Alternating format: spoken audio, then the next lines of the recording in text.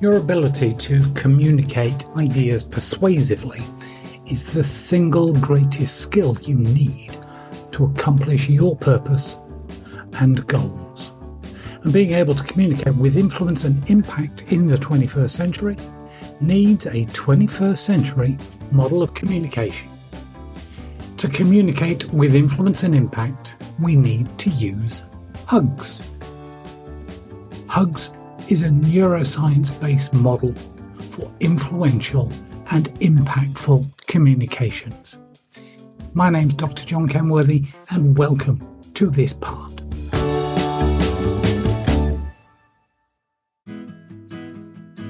Getting to know your audience. And this is understand me.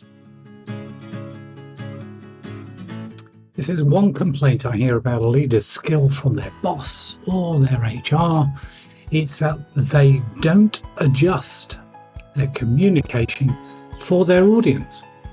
And yet, those leaders genuinely believe that they do adjust for their audience. So who's right? Well, they're both correct, of course. The presenter or communicator thinks they are adjusting, but they don't really know their audience. What about the audience members themselves? What do they think? Sadly, the audience don't have an opinion because, well, they stopped paying attention and moved on to other, more exciting things like thinking about lunch or updating Facebook.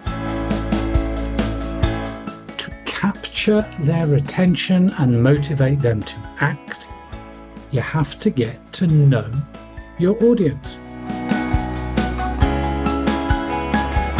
If you want to capture the attention of your audience and take some sort of action as a result of your communication, you need to get to know, K-N-O-W, your audience and present to them as if it were tailored exclusively and entirely for them. Because you will have done just that.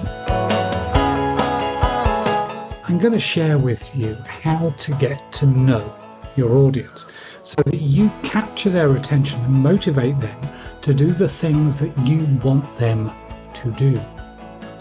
And you can take it one step at a time.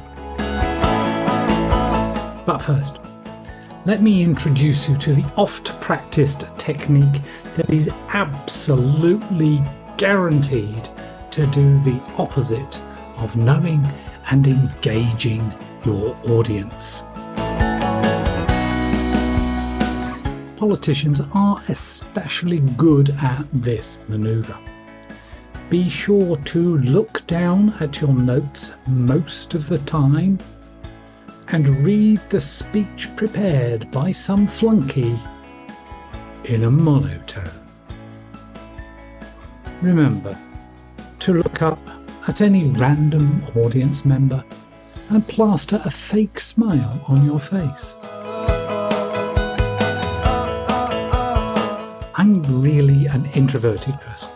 Maybe you don't believe that because you've seen me run a workshop or speak at a conference. But when I first started out, I was terrified that I was going to look like an idiot, that I would forget my words, lose track and generally do a terrible job.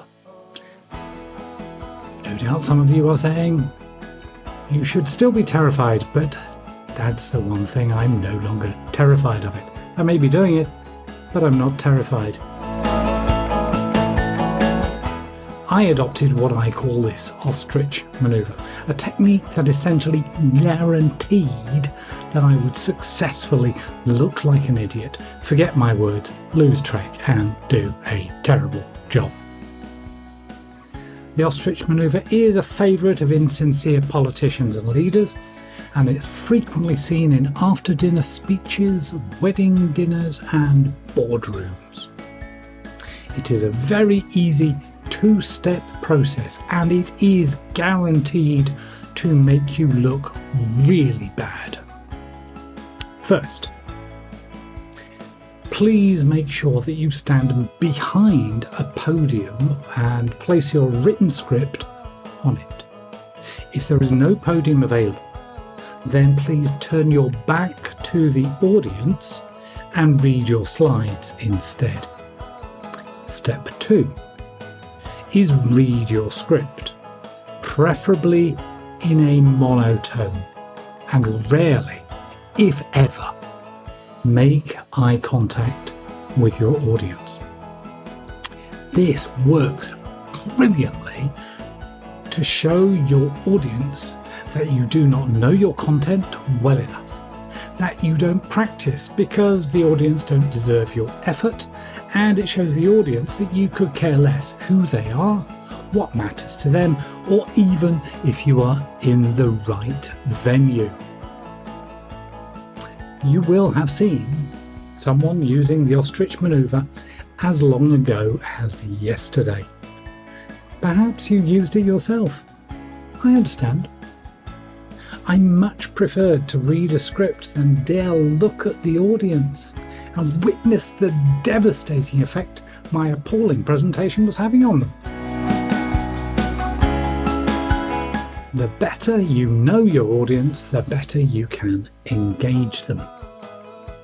If instead you would like to engage your audience and make an impact, then it will be greatly helpful if you know your audience.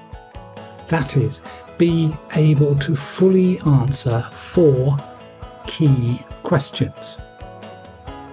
Question number 1. What and how much do they know already? Question 2. What do they need to know? Number 3. What is their opinion? And number 4. Who are they? You'll notice that the keywords here make up the KNOW acronym. Know, need, opinion, and who. What do they know and how much do they know already? What do they need to know? What is their opinion? And who are they? Easy to remember, right? I've got 4 short guides for you on each of these. On the show notes, you'll find these linked straight away so you can go down. But I've separated this into 4 separate audio files. Okay, back about what do they know already.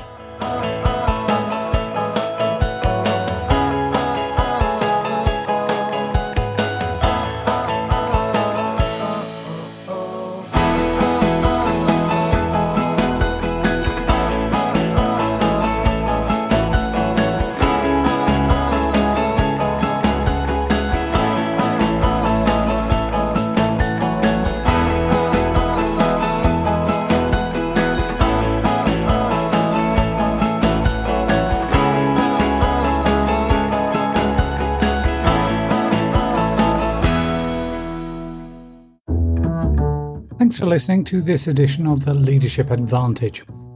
If you'd like to learn more about how you can unlock your talent, unstuck your potential, and unleash your performance so that you can have joy at work and your team can have cohesion of unity and effort for good success, then visit us at leadershipadvantage.com.